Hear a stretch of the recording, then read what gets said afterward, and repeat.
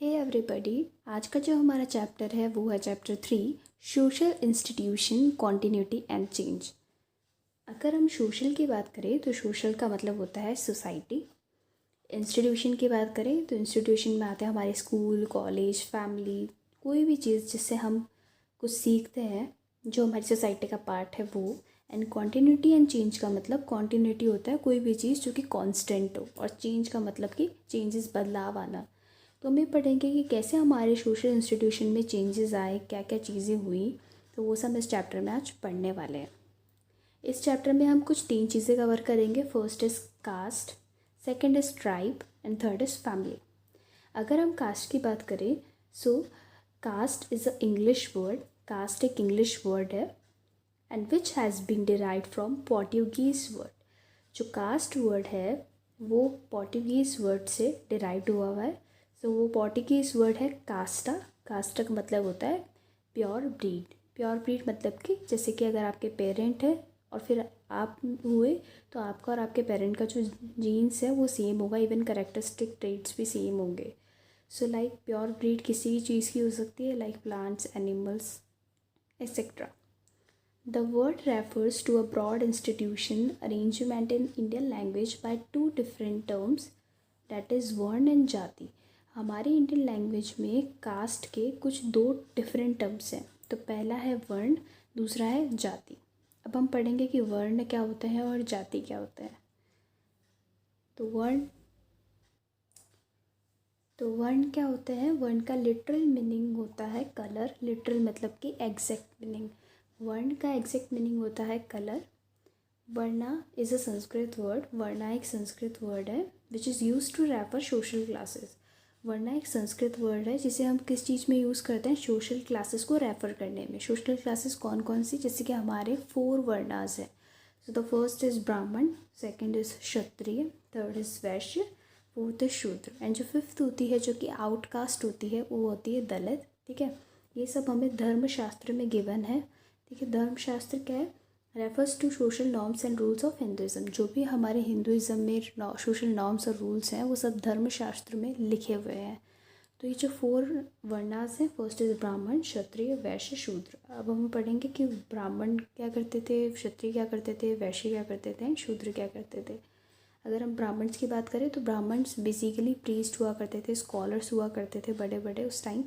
And क्षत्रिय कौन होते थे? जो भी वॉरियर्स, रूलर्स होते थे। मतलब क्षत्रिय कौन थे? क्षत्रिय वो थे जो उस टाइम के वॉरियर्स होते थे, रूरल्स होते थे, और जो मतलब युद्ध करने जाया करते थे। एंड वैश्य कौन होते थे? लाइक जो ट्रेडर्स होते थे, फार्मर्स होते थे, वो वैश्य होते थे। एंड शूद्र कौन होते थे? जो कि इन ऊपर तीनों को सर्व करते थे। एंड दलित वो होते थे लाइक स्वीपर्स वगैरह। सो नाउ दैट इज़ जाति। जाति क्या होता है? Jati is a group of clans. Clans का मतलब होता है a group of families who are related to each other. मतलब फैमिली के ग्रुप्स जो कि एक दूसरे से क्या है? रिलेटेड है। ट्राइब्स क्या होता है? A group of people that have the same language and customs and leaders. मतलब कि ट्राइब्स कौन होती है? ऐसे लोगों का ग्रुप जिनकी सेम लैंग्वेज है, कस्टम्स है, रिचुअल्स है और उनका खुद का एक लीडर है।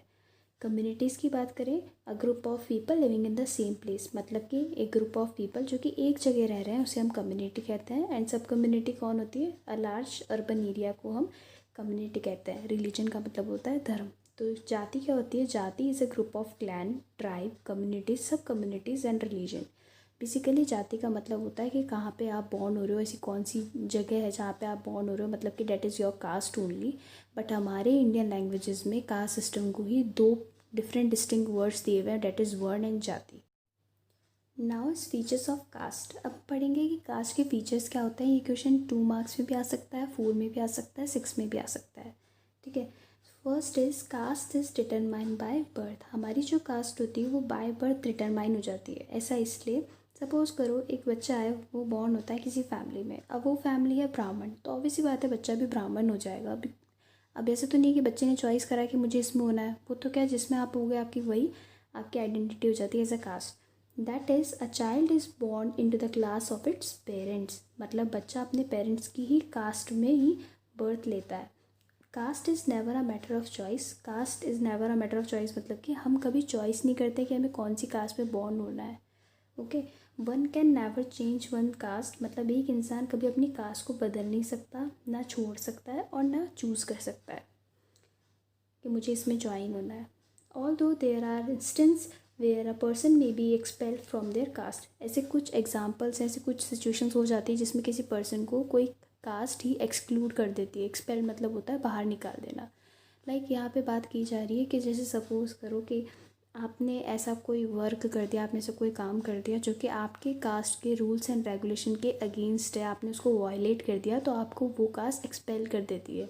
लाइक जैसे कि विलेजेस में विलेज पंचायत होती है, तो कुछ जाति पंचायत भी होती है। ये आप अभी आगे 12th में पढ़ोगे, आगे वाले चैप्टर्स में। जाति पंचायत होती है कि हर कास्ट हर जाति की खुद की एक पंचायत होती है, वो जो कि विलेज पंचायत के जस्ट नीचे ही आती है। ठीक है, तो वो जाति पंचायत क्या करती है, वो खुद के डिसीजंस लेती है खुद के कास्ट के, कि जैसे अगर हमारे ये रूल्स एंड रेगुलेशन है, इनकेस कोई इसे वायलेट करता है तो हम उसे पनिश करेंगे। उसमें से सबसे बड़ा पनिशमेंट ये होता है कि आपको वो वहाँ से एक्सपेल कर रहे हैं, कास्ट से ही निकाल रहे हैं। जैसे कि आपने मूवी देखी होगी पैडमैन, जिसमें अक्षय कुमार एक जो जब वो ऐसा स्टेप उठा लेता है तो उसको वहाँ की पंचायत उसे वहाँ से गांव से एक्सपेल कर देती है। तो ऐसा ही होता है, आपको अगर गांव से भी एक्सपेल कर देते हैं, इवन कास्ट से भी कर देते हैं। Okay, so the next point is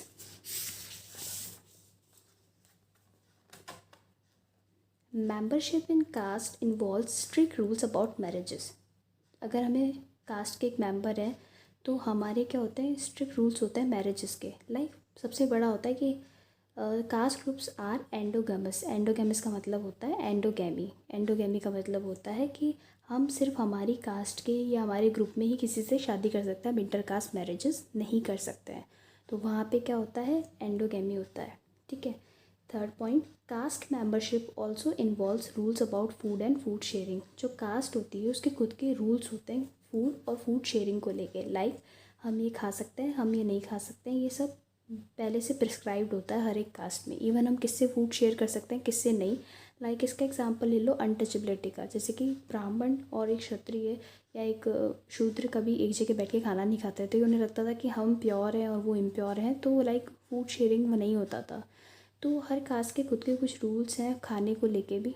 ठीक है, fourth point is caste involves a system consisting of many caste arrange in a hierarchy of rank and status. जो हमारा कास्ट सिस्टम है उसके खुद के एक हायरार्की है। लाइक द फर्स्ट इज ब्राह्मण, second is Kshatriya, fourth is Vysya, fourth is शूद्र एंड लास्ट इज दलित, जो कि आउटकास्ट होती है, फिफ्थ कैटेगरी। सो कि मतलब यहाँ पे क्या बात हो रहा है कि हिरार्की होती है, उनके रैंक एंड स्टेटस होता है, उनके उसके बेसिस पे हम इन्हें और रैंक देते हैं। जैसे लाइक जो फर्स्ट पे उसका हाई स्टेटस है, जो सबसे लास्ट में उसका लो स्टेटस है। Every person has a caste, हर पर्सन की एक कास्ट होती है और उस हर कास्ट की एक स्पेसिफाइड प्लेस होती है जो हमारी हिरार्कियल ऑर्डर है उसमें। While the hierarchy position of many caste particularly middle may vary from region to region. भले से इन सबकी कास्ट जो होती है उस सबकी एक हिरार्की होती है, पर रीजन टू रीजन मिडल जो रैंक होती है उसकी हिरार्की इधर से उधर चेंज हो सकती है। तो ये बताया गया है फोर्थ पॉइंट में। ठीक है, so now fifth point is caste also involve sub division within themselves. मतलब कि कास्ट के भी खुद के सब डिविजन्स होते हैं। अगर हम एग्जांपल लें, लाइक ब्राह्मण्स होते हैं, तो ब्राह्मण में भी कौन से होते हैं, गॉड ब्राह्मण होते हैं, वशिष्ठ होते हैं, स्वामी होते हैं, मतलब अलग अलग कैटेगरीज उसमें। Caste also caste almost always have sub caste and sometimes sub caste में ऑल्सो हैव सब कास्ट। मतलब कि जैसे कास्ट है उसकी सब कास्ट हो गई, अब उस सब कास्ट की भी सब कास्ट है। सो ये जो डिवीज़न हो रहा है ना कास्ट का, उसे हम कह सकते हैं सेगमेंटल ऑर्गेनाइजेशन। सेगमेंटल का मतलब होता है किसी चीज़ का डिवाइड हो जाना, डिवीज़न को हम सेगमेंटल कहते हैं। और ऑर्गेनाइजेशन मतलब कि वो कैसे ऑर्गेनाइज। 6 पॉइंट ये कहता है कि caste were traditionally link to occupation. मतलब कि जो कास्ट थी वो ऑक्यूपेशन क्या है उनका लिंक्ड होता था कास्ट का। जैसे कि ब्राह्मण है तो वो प्रीस्ट है तो उसका बच्चा भी प्रीस्ट ही बनता था। So like a person born into a caste could not only practice the occupation associated with that caste. मतलब कि अगर एक पर्सन किसी एक कास्ट में बॉर्न होता है तो वो वही प्रैक्टिस करेगा ऑक्यूपेशन जो उसकी कास्ट से लिंक्ड है। अगर जैसे ब्राह्मण है तो वो क्या प्रीस्ट है तो वो उसका बेटा भी प्रीस्ट ही बनेगा। So that occupation were hereditary. तो क्या है ऑक्यूपेशन, क्या हेरिडिटरी। हेरिडिटरी का मतलब कि एक जनरेशन से दूसरी जनरेशन में वो पास ऑन हो रहा है। On the other hand, a particular occupation could only be pursued by the caste associated with, मतलब कि अगर जो occupation है वो सिर्फ किससे एसोसिएटेड रहेगा, जो उस कास्ट के लोग हैं उनसे, ठीक है। लाइक जैसे कि अगर ब्राह्मण प्रीस्ट है तो एक क्षत्रिय प्रीस्ट नहीं बन सकता है, सिर्फ ब्राह्मण ही बन सकता है। तो यहाँ पे ये बात की गई है। So the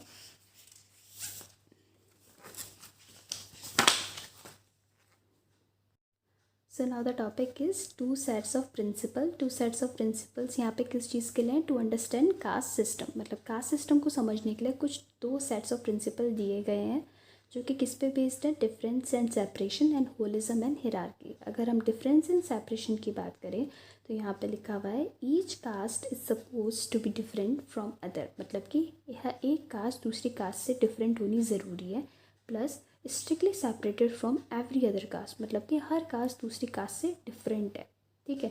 every caste has its own rules and regulation, हर कास्ट के रूल्स एंड रेगुलेशन है वो भी अलग अलग है। लाइक ब्राह्मण्स के अलग हैं तो एक क्षत्रिय के अलग है। टू प्रिवेंट, अभी रूल्स एंड रेगुलेशन क्यों अलग होते हैं, ताकि कास्ट मिक्सिंग होने से बचे, क्योंकि इनकी खुद की सेल्फ आइडेंटिटी हो कि हाँ ये कास्ट ये है। Second, having different rules for marriages, इनके रूल्स एंड रेगुलेशन डिफरेंट होते हैं, किस लिए, क्योंकि उनकी मैरिजेस अलग होती है, फूड शेयरिंग के प्रोसेस अलग होते हैं एंड ऑक्यूपेशंस भी इनके अलग होते हैं। अब जो ये कास्ट होती है ये क्या है, एक इंडिविजुअल के तौर पे एग्जिस्ट नहीं करती है, बट एज लार्ज होल, ये लार्ज होल की तरह एग्जिस्ट करती है। Each caste has its own rank and position in hierarchical system, जो हिरार्किकल सिस्टम है हमारा उसमें हर कास्ट की खुद की एक रैंक है, खुद की एक पोजीशन गिवन है। तो डिफरेंस एंड सेपरेशन में हमने ये पढ़ा कि हर कास्ट दूसरी कास्ट से डिफरेंट होती है, उनके खुद के रूल्स एंड रेगुलेशंस होते हैं, ताकि हम ये प्रिवेंट कर सकें कि कास्ट मिक्स ना हो, उनके सबके खुद के डिफरेंट रूल्स रेगुलेशंस रहे। नाउ हम जो नेक्स्ट पढ़ेंगे उसके वो आता है holism and hierarchy. Holism and hierarchy क्या होता है, each caste is dependent on other caste, एक कास्ट दूसरी कास्ट पे क्या डिपेंडेंट है, जैसे कि ब्राह्मण है वो शूद्र पे डिपेंडेंट है, मतलब कि जैसे अगर मान लो अभी उनको कोई काम आ गया, ठीक है, तो कौन करेगा, पहले के टाइम पे क्या माना जाता था, ब्राह्मण्स बहुत हाई स्टेटस वाले लोग होते थे, तो ये जो शूद्र है ये क्या है, ब्राह्मण्स को, क्षत्रिय को और वैश्यों को क्या सर्व करते थे, अगर इन्हें कोई दिक्कत होगी तो ये सर्व करेंगे, उसके बदले ये लोग इनको कुछ ग्रेन्स दे देते, फूड ग्रेन्स वगैरह, लाइक बार्टर सिस्टम के, मतलब तुम हमें सर्व करो हम तुम्हें ग्रेन्स देंगे। Each caste is placed in hierarchical system, हर कास्ट को हिरार्किकल सिस्टम में प्लेस करा गया है। Each caste has its own occupation, हर कास्ट के खुद की ऑक्यूपेशन गिवन है कि ये कास्ट ये ऑक्यूपेशन करेगी।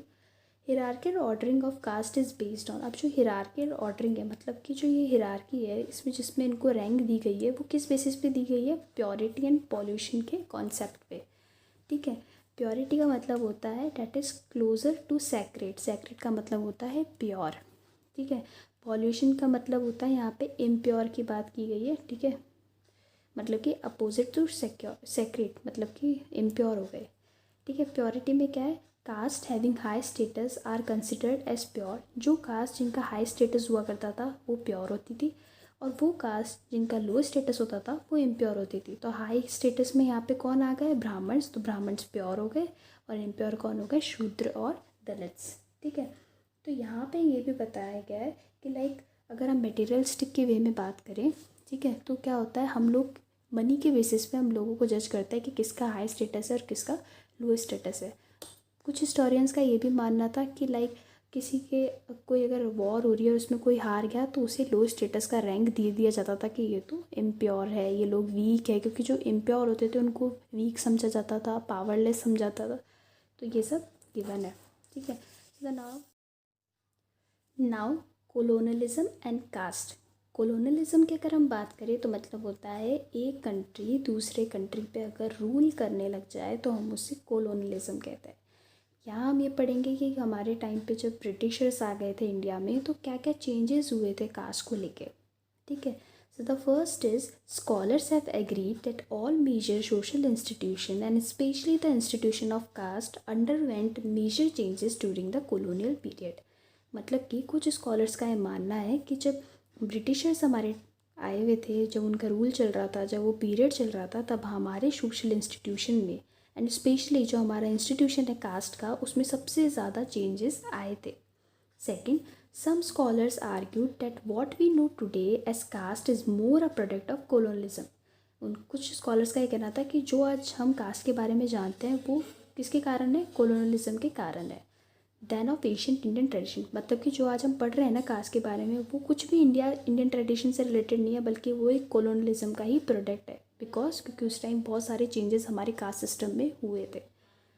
थर्ड, ब्रिटिशर्स ट्राई टू, मतलब कि ब्रिटिशर्स ने क्या ट्राई करा था, to understand the complexities of caste in an effort to learn how to govern the country efficiently. मतलब कि ब्रिटिशर्स ने कोशिश करी थी कि जो इंडिया में कास्ट सिस्टम था वो एक्चुअली बहुत ज़्यादा कॉम्प्लेक्स था, बिकॉज यहाँ पे एक कास्ट है, उसकी भी सब कास्ट है, देन सब कास्ट की भी क्या है, सब कास्ट है, तो ये बहुत कॉम्प्लेक्स सिस्टम था। इसको समझने के लिए ब्रिटिशर्स ने क्या करा, एक मेथड्स लाए ताकि वो कास्ट सिस्टम को समझ सके। किस लिए, ताकि वो जो कंट्री है उसको ईजिली गवर्न कर सके। Next, to understand the value beliefs and customs of the caste. मतलब कि कास्ट की वैल्यूज़, बिलीव्स और कस्टम्स को समझने के लिए भी ब्रिटिशर्स ने क्या करी, कोशिश करी। नेक्स्ट, मैनी ऑफिशियल्स वर एमेच्योर एथनोलॉजिस्ट। एथनोलॉजिस्ट होता है person who study different societies and culture. मतलब कि एक ऐसा पर्सन जो कि सोसाइटी और कल्चर के डिफरेंसेस को पढ़ रहा है, ठीक है। तो जो ब्रिटिशर्स थे उसमें से कुछ एथनोलॉजिस्ट भी थे, तो वो क्या इंटरेस्टेड थे कि हमारे जो उन्होंने सर्वे करे, स्टडी करी इंडिया को लेके कि यहाँ पे कैसी सोसाइटीज़ होती, कैसे कल्चर होते हैं, इसको लेके भी ब्रिटिशर्स बहुत ज़्यादा एक्साइटेड थे। तो उन्होंने एक सिस्टम लाया था सेंसस। सेंसस का मतलब होता है कि आप पूरी जनगणना कर रहे हो, पूरे पॉपुलेशन को देख रहे हो कि कितने लोग हैं, ठीक है। Most important official effort to collect information on caste was through census. मतलब कि एक सबसे बड़ा इंपॉर्टेंट ऑफिशियल एफर्ट था किसको लेके, कास्ट के ऊपर इंफॉर्मेशन कलेक्ट करने के लिए, तो वो क्या था, सेंसस था। तो ये पहले कब बिगेन हुआ था, 1860 में। The census became a regular 10 yearly exercise conducted by British Indian government from 1881 onwards. मतलब कि 1860 में ये आया था और ये हर 10 साल बाद सेंसस हुआ करता था, ठीक है। उस टाइम ब्रिटिश इंडियन गवर्नमेंट हुआ करती थी, तो वो हर 10 साल बाद ये सेंसस करती थी। और ये कब से चालू हुआ था, 1881 से। द 1901 सेंसस, मतलब कि जो 1901 में सेंसस था, under the direction of Herbert Risley. मतलब किसके अंडर में था, हर्बर्ट रिस्ले के अंडर में था। Was important to collect information on social hierarchy of caste. मतलब कि ये किस लिए इम्पॉर्टेंट था, जो हमारी सोशल हायरार्की है उसको समझने के लिए, उसके ऊपर इंफॉर्मेशन कलेक्ट करने के लिए सेंसस लाया गया था।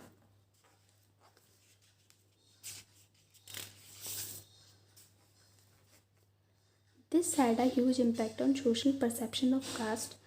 जो इसका सेंसस आया तो उसके कारण एक बहुत ह्यूज इम्पैक्ट रहा था, क्योंकि लोगों का जो परसेप्शन था कास्ट को लेके वो चेंज हो गया था। इसके कारण 100 पिटिशन साइन भी हुई थी। किसके पास गई थी वो, सेंसस कमिश्नर के पास। किसने करी थी, रिप्रेजेंटेटिव और डिफरेंट कास्ट, हर कास्ट का जो रिप्रेजेंटेटिव था एक, उसने सबने क्या पिटिशन्स फाइल कर दी।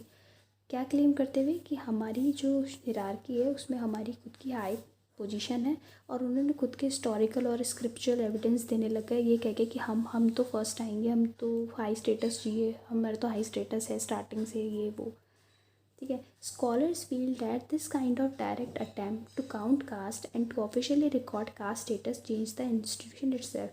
कुछ स्कॉलर्स का ये मानना था कि अगर हम डायरेक्ट काउंट करेंगे कास्ट के बारे में और कास्ट की इन्फॉर्मेशन कलेक्ट करेंगे तो उसके कारण हमारा जो इंस्टीट्यूशन है वो खुद ही पूरा बदल सकता है, क्योंकि बहुत सारी पिटिशन्स फाइल हुई थी उस वक्त। Before this kind of intervention, ये ऐसा होने से पहले, the caste system has been much more fluid and less rigid. इससे पहले हमारा जो कास्ट सिस्टम था वो बहुत ज़्यादा ऐसे कॉम्प्लेक्स नहीं था, बहुत लेस रिजिड था, फ्लूइड था, सिंपल गोइंग था। Once they began to count, अगर उन्होंने काउंट करना स्टार्ट करा तो जो हमारा कास्ट सिस्टम है वो एक नई लाइफ ले लेता, मतलब कि लाइक नया डायरेक्शन आ जाता उसमें, ठीक है। नेक्स्ट इज हम पढ़ेंगे लैंड सिस्टम। ये सब कोलोनलिज्म में आएगा। इनकेस अगर आपके एग्जाम में कोई क्वेश्चन आता है तो आपको ये सब मेंशन करना पड़ेगा। Now next is land settlement. Land settlement में हम 3 सिस्टम पढ़ेंगे, ज़मींदारी, रैयतवारी और महलवारी। ज़मींदारी की बात करें तो zamindars were appointed to collect tax on the behalf of Britishers. Zamindars कौन होते थे, उस टाइम के जो बड़े बड़े लैंड ओनर्स होते थे उन्हें ज़मींदार्स कहा गया है। वो अपॉइंट हुआ करते थे टैक्स को कलेक्ट करने के लिए किसके बिहाफ पे? ब्रिटिशर्स के बिहाफ पे, मतलब ब्रिटिशर्स के बजाय ज़मींदार कलेक्ट करते थे टैक्स को। How ever they exploited the farmers, इन्होंने फार्मर्स को बहुत ज़्यादा एक्सप्लॉयट भी करा था। Second, ryotwari system. Ryotwari system में क्या आता है? Head of the family collector revenue of the village, sorry यहाँ पे विलेज आएगा, ठीक है। तो जो हेड होता था फैमिली का वो कलेक्ट करता था रिवेन्यू किसका? विलेज का। Third, Mahalwari system. Each village was appointed a head, हर एक गांव का एक हेड होता था, वो करता था टैक्स को कलेक्ट पूरे गांव से, ठीक है, और फिर वो ब्रिटिशर्स को दे दिया करते थे। Now these laws serve to give a legal recognisation to the customary rights of the upper caste. अब इन लॉज के कारण क्या, जो हायर कास्ट थी ना उनको क्या है, मतलब जो अपर कास्ट हुआ करती थी उनको क्या है, बहुत ज़्यादा क्या बेनिफिट्स मिल गए कास्ट बेस्ड के तौर पे। Like these caste were now became land owners, अब इन्हीं कास्ट को क्या है लैंड ओनर्स भी बना दिया।